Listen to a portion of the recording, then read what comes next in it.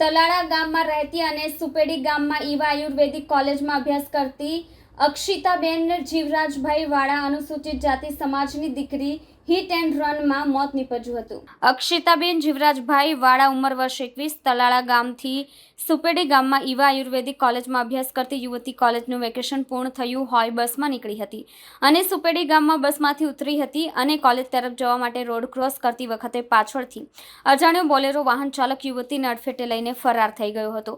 અક્ષિતાબેન જીવરાજભાઈ વાળા અનુસૂચિત જાતિની દીકરીનું કમકમાટી ભર્યું મોત નીપજ્યું હતું.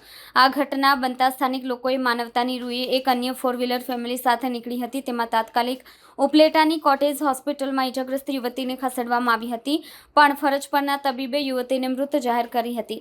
આ બનાવને લઈને તલાળાથી આયુર્વેદિક ડોક્ટર બનવાનું સ્વપ્ન લઈને સુપેડી ઈવા આયુર્વેદિક કોલેજમાં અભ્યાસ કરતી યુવતી અને તેમના પરિવારજનોનું સ્વપ્ન ચકનાચૂર થઈ ગયું હતું. યુવતી અને તેમના પરિવારજનો અને સુપેડી ગામમાં આવેલી ઈવા આયુર્વેદિક કોલેજમાં આ ઘટનાને લઈને શોકની લાગણી છવાઈ ગઈ હતી. આ ઘટનાની જાણ ઉપલેટા પોલીસ તંત્રને થતાં ઘટનાની વધુ તપાસ હાથ ધરવામાં આવી છે અને નેશનલ હાઈવે ઓથોરિટીના સીસીટીવી કેમેરામાં ઘટનાની તપાસ કરી રહી છે.